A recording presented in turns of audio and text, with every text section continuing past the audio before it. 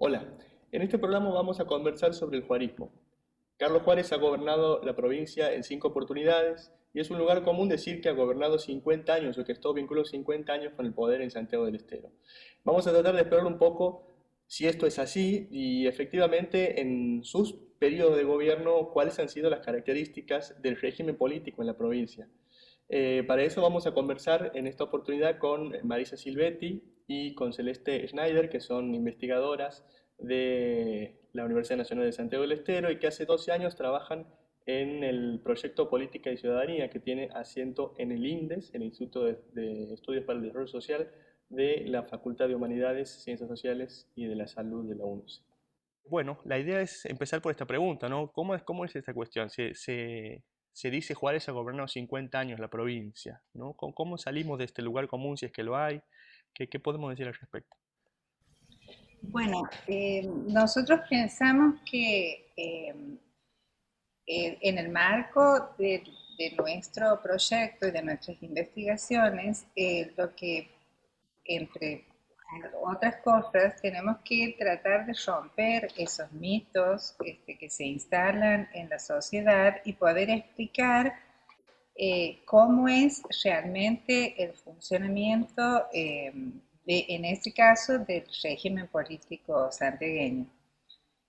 Nosotros hemos elegido trabajar justamente con características del régimen político provincial para poder identificar ciertos aspectos, para poder caracterizarlo e identificar cómo funciona el régimen. Y en este caso hemos elegido el juarismo en su última etapa, o sea, el juarismo a partir de 1995 hasta su caída. De todas maneras, nosotros pensamos que el juarismo en sí mismo no puede ser tratado o estudiado como si fuera un caso paradigmático, un caso único, un caso particularísimo en la historia de nuestro país o de nuestra provincia, sino que responde a características que se han dado en otras provincias del país que en realidad no distan demasiado en sus prácticas gubernamentales y en su forma de organización del poder de lo que ha pasado en Santiago con el Juarismo. Perdón, en ese sentido, a mí me parece que siempre es importante tratar de contextualizar lo que estamos estudiando dentro de un contexto histórico, político más amplio, más general. Un poco para romper, digamos, el provincialismo que a veces, con lo que a veces trabajamos las ciencias sociales, la redundancia en provincias, ¿no? Y en ese sentido, en verdad, si uno se pone a analizar qué ha ocurrido en otras provincias, por lo menos desde el año 83, desde el retorno a la democracia, esta parte, se encuentra así de que, digamos, Santiago del Estero no es la única provincia donde el Partido Justicialista ha sido el partido de gobierno durante 20 años continuados, eh, que tampoco ha sido la única provincia donde determinados caudillos o familias de larga trayectoria política han hegemonizado la vida política y que, digamos, en ese marco se puede pensar el caso de Santiago del Estero como, digamos, un caso que guarda fuertes similitudes, analogías con otros casos provinciales y que la importancia de analizar el juarismo es tal vez que este nos ofrece o exhibe las características del régimen político de modo tan concentrado que sirve como parámetro para comprender otras realidades provinciales. Bien, Celeste habla de una hegemonización de la vida política y Marisa hablaba hace un momento también del régimen político y del régimen juarismo. ¿Cuáles son estas características o estas acciones que producen una hegemonización de la vida política y por qué podemos hablar de régimen? Bueno, en principio, bueno, yo retomaría un poco lo anterior, ¿no? Eh, Particularmente pienso de que, digamos, esto cuando hablamos de hegemonización de la vida política es, digamos, como un rasgo muy particular de la década del 90, del juarismo a la etapa, digamos, de su consolidación. pero que en realidad, digamos, si uno tiene que ver cómo se ha dado todo el proceso político, desde, digamos, que el juarismo surge como una fuerza política provincial, a esta parte, bueno, se encuentra con que, bueno, tal situación de 50 años de juarismo, bueno, se puede matizar, porque, bueno, es posible reconocer como diferentes etapas, ¿no? Una etapa de formación allá por los fines de los 40 y los años 50, una etapa que me parece que tiene que ver con la estructuración del juarismo como una fuerza política constituida en el segundo y en el tercer mandato, para, digamos, arribar hacia los dos últimos mandatos, 95 hasta el 2004, a una etapa de consolidación. Y ahí sí, digamos, me animaría a hablar de hegemonización de la vida política. En las etapas anteriores me parece que, digamos, Juárez no surge como un líder político indiscutido, ¿no es cierto?, sino que es algo que se ha ido construyendo en el tiempo y que para poder arribar a ese resultado, bueno, ha sido necesario todo un proceso de acumulación de recursos simbólicos, pero también de capital político a lo largo de esos primeros mandatos que digamos que en general uno lo tiene, la gente común lo tiene un poco más, eh, poco claro de qué ha pasado en aquel momento de la Son historia, más ¿no? lejanos en el Son más tiempo. lejanos en el tiempo. Bien, hay que aclarar algo que en este último periodo que ustedes marcan como el cuarto y quinto mandato, que va desde el 95, después de la intervención federal, hasta el 2004, también se suceden dos gobiernos de Juárez, pero también hay otros gobiernos, los de Carlos Díaz, los de Mercedes Marina Aragonés de Juárez. ¿Qué La podemos decir de corriente este periodo? renovadora, Claro, yo estoy hablando de del periodo 95 del al 95. 2004. Sí. Sí, en este periodo, digamos, Juárez es gobernador, pero después también no ocupa el gobierno, pero tiene una influencia directa, digamos, en las acciones de gobierno, ¿verdad? Esto, ¿cómo opera ahí? Es interesante recordar que a partir de la vuelta de la democracia en del 83 en adelante, Juárez ha ocupado siempre un cargo relevante en el gobierno. O ha sido gobernador o ha sido senador. Él no ha estado nunca por fuera de las estructuras gubernamentales.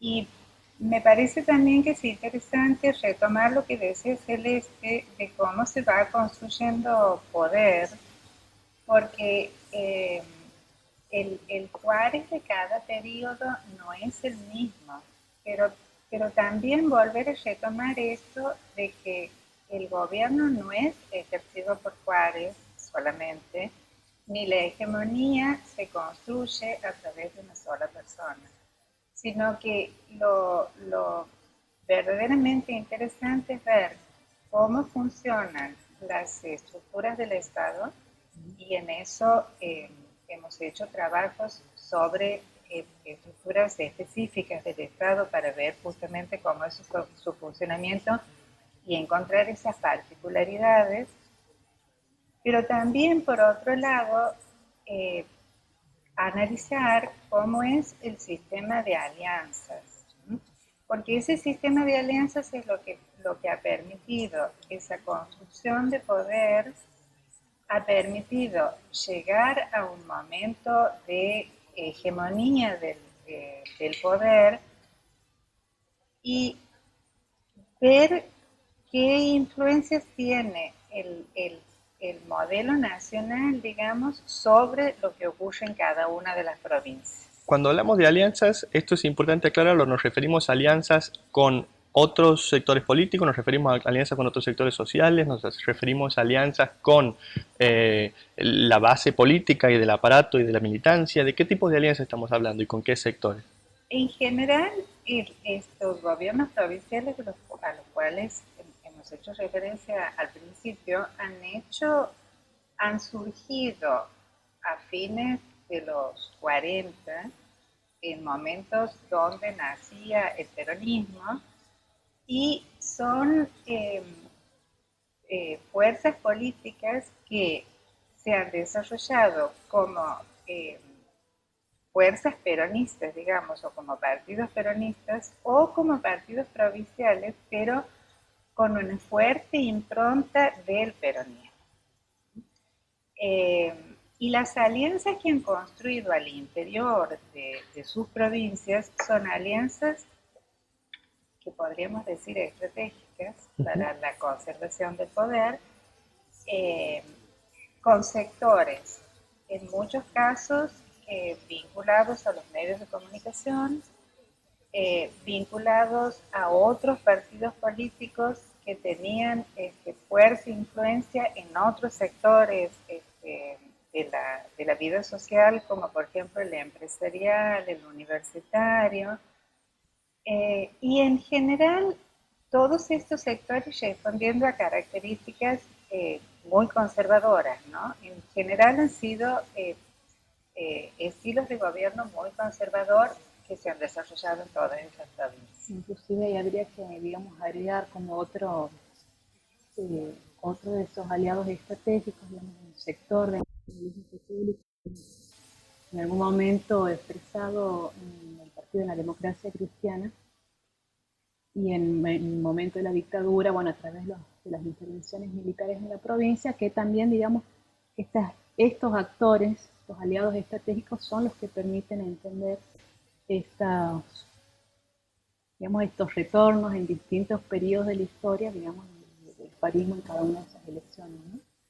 Bien. Eh, eh, Ustedes plantean que los últimos dos mandatos de Juárez y los mandatos de Carlos Díaz y Mercedes Marina de Bonet de Juárez son los donde se pueden ver específicamente algunas características de un régimen más consolidado. En algún momento, en una entrevista que le hicieron a Juárez, él dijo, en esa época, el juarismo es un peronismo aparte, ¿no? Entonces, ¿cuáles eran las características? Ya hemos hablado de las alianzas, pero después había cuestiones a la hora de los vínculos con los otros poderes del Estado y de la, la relación que había con la sociedad civil, digamos. Había denuncias sobre derechos humanos y demás, que es la imagen que finalmente quedó en la memoria acerca del juarismo. ¿Qué pasó con respecto a esos temas? Es una pregunta amplia, pero digamos, como para abordar esa cuestión, esas cuestiones. Empezaría señalando lo primero, digamos.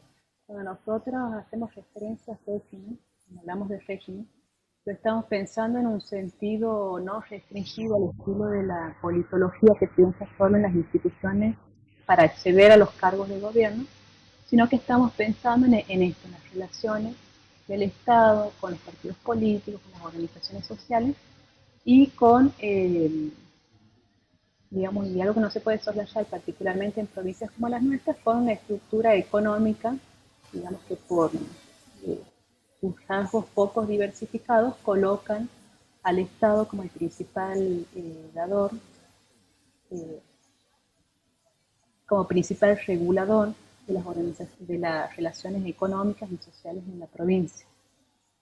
Y que a su vez esto tiene, digamos, como correlato, que los partidos de gobierno, me parece que trasciende el juarismo, por estas características estructurales ocupan, digamos, una posición privilegiada respecto de otros partidos políticos y también respecto de las organizaciones sociales.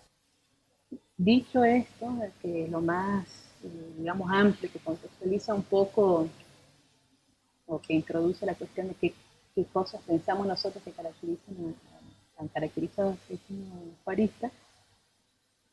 Bueno, yo creo que se pueden ir como identificando como por grandes espacios, ¿no?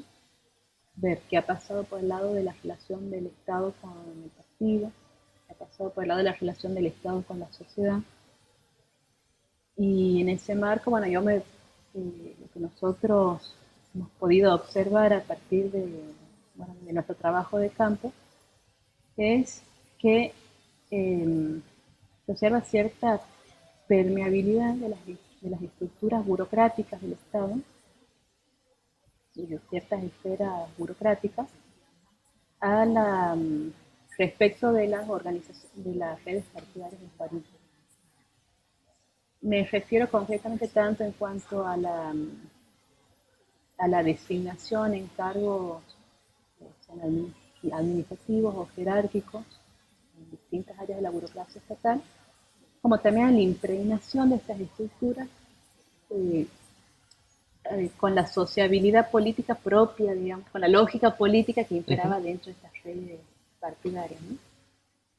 Este elemento me parece que no es menor porque ayuda a explicar, por un lado,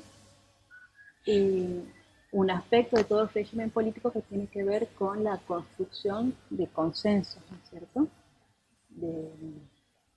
De construir la adhesión a un determinado proceso político. Por otro lado, me parece que también como contrapartida de, porque bueno, uno no puede soslayar que el zarismo ha tenido, digamos, una fuerte incidencia en la construcción de consenso. Uno puede recordar esas grandes movilizaciones, ¿no es cierto?, tanto de las ramas femeninas, de la juventud peronista, movilizaciones masivas. Uno puede desconocer, digamos, ese aspecto del régimen, pero tenemos también como contrapartida de que también hay esta permeabilidad que registramos en otros ámbitos del Estado, también se puede pensar desde el espacio de la policía y los organismos de seguridad, una especie como de imbricación entre digamos, los intereses del poder político con los intereses, bueno, de este sector, de esta pata del Estado. Y que esto me parece que delinea otro aspecto de todo régimen político, que es coerción. Bueno, uno se encuentra con que muchas veces estas prácticas que se dan, estas prácticas que uno los ha visto concretamente, digamos que están documentadas porque lo hemos visto con los allanamientos de fines del año 2003, con el allanamiento de los legajos del D2, uno ahí ha visto, digamos, plasmado, materializado todo esto que se rumoreaba o que era un rumor, digamos, durante esta etapa de consolidación, de hegemonía del juarismo, los 90. Bueno, uno lo ha visto plasmado en documentos oficiales concretos, en archivos, en un edificio concreto. Estamos hablando de las 40.000 carpetas que se desclasifican. 40.000 carpetas que se encuentran como consecuencia de las órdenes de allanamiento que salen en diciembre del año 2003, en el marco de, me parece que era de la causa vinculada con los desaparecidos. Entonces decía, me parece que este tipo de hallazgos o de hechos políticos concretos en realidad nos llama a la reflexión de que las prácticas informales, digamos que son difíciles de captar, digamos desde la lente, digamos más formalista propia, digamos, de las ciencias sociales, que se concentra en los procesos políticos institucionalizados, formalizados, tienen una fuerte incidencia en cómo se desarrollan los procesos políticos, bueno, a nivel provincial, ¿no? No sé, María. Me parece que este tema de rescatar el estudio de las prácticas informales es muy relevante a la hora de poder caracterizar un régimen, porque no solamente por esto que dice Celeste, que con esta perspectiva nos estamos como apartando un poco del institucionalismo de la ciencia política, sino también porque es un desafío para nosotros mismos como investigadores, al estar captando prácticas que son propias de la sociedad en la que nosotros vivimos, ¿m? Que son propias de las instituciones en las que nosotros estamos. Entonces, hacer el esfuerzo de retirarnos lo más que podemos del objeto que estamos estudiando, de modo tal de poder captar esa esencia del funcionamiento del régimen, hace que nos permita ver, digo, distintas cuestiones, ¿no? O como distintas dimensiones de estudio, de análisis. Por una parte, que hemos trabajado distintos investigadores del proyecto sobre sistemas o espacios diferentes del Estado, con lo cual ya podemos hacer como un entramado para ver qué cosas hay en común, ¿no? Y por otra parte, poder ver todo este sistema como de complicidades o como de estereotipos que se dan en la sociedad. Perdón, lo que uno podría decir, más que sistema de complicidades, digamos, hemos podido observar que digamos que la esfera de lo estatal no está aislado, ¿no es cierto?, del contexto general que los rodea, ¿no es cierto? Eh, digamos, lejos de ser ese espacio decimos siempre, de la racionalidad burocrática o de la neutralidad al estilo, bueno, beberiano, Ujú. bueno, nosotros nos encontramos con eso, de que el Estado, como toda institución, está atravesada por las luchas de poder propias del campo político donde está inserto. Bien, ya estamos casi en el final, pero Sí. quería preguntarles, ustedes también han estudiado el tema de las protestas que se dieron en 2003 y 2004 y que dieron lugar finalmente a la intervención, a la caída del juarismo y al final del régimen. No nos da el tiempo como para extendernos demasiado en lo que fue ese proceso, pero sí, bueno, eh, algunas líneas de lo que ustedes han podido observar y qué conclusión puede sacarse después de lo que fueron las marchas y este florecimiento de la participación de la sociedad civil y de las organizaciones. Bueno, en Santiago, a pesar de lo que decimos que ha habido como una hegemonía y como un paraguas protector de un gran dador que es el Estado provincial y que un poco todos tratan de ponerse debajo de ese paraguas, a pesar de eso, siempre ha habido organizaciones sociales que han planteado disidencias, han planteado reclamos, en definitiva han planteado protestas y cada tanto en Santiago se dan espacios de protestas bastante importantes. El juarismo ha tenido como metodología, podemos decir, tratar de que esas protestas no salgan del espacio provincial, no salgan a través de los medios del espacio provincial. En el caso de la protesta sobre la que vos estás preguntando, Ernesto, que es la que se desarrolló durante 13 meses y finalmente terminó con Juárez, este, eh, es una protesta que se inició en el año 2003 como consecuencia del crimen de dos jóvenes en la ciudad de La Banda. Eh, lo que es importante tener en cuenta en estos casos es que ha sido una protesta que se ha sostenido mucho en el tiempo, o sea, ha habido un esfuerzo de la sociedad civil muy importante. Pero también es interesante ver que en provincias donde se construye una hegemonía tan fuerte, no es suficiente la participación de la sociedad civil y la fuerza y toda la intención que le pueda poner para poner sus demandas y darlas a la luz, sino que es necesario que otros poderes que puedan competir con el poder del gobierno provincial tengan injerencia o aparezcan en ese momento como aliados de quienes protestan para que finalmente las protestas puedan tener puedan llegar a algún puerto, digamos, algún buen puerto para quienes protestan.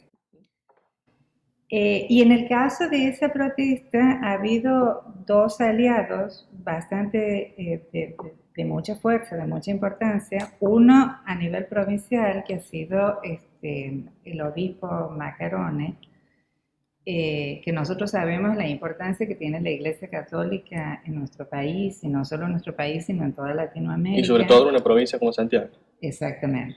Y también la importancia que ha tenido algunos sectores del gobierno nacional en, digamos, en tener, ayudar o tener diálogo o incluso llegar a Santiago para investigar lo que estas organizaciones estaban demandando y denunciando.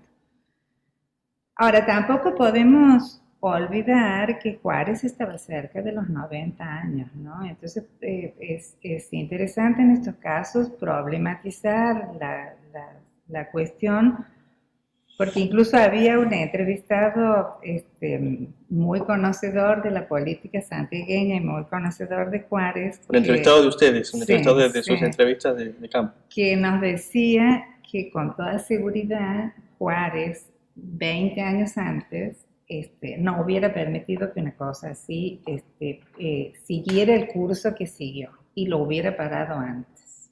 ¿Mm? Y uno, si piensa en las protestas que ha habido antes de la protesta por el doble crimen de la dársena, y podría pensar que algo de eso hay, ¿no? O sea que realmente tienen que confluir distintos elementos para que algo cambie de esta manera.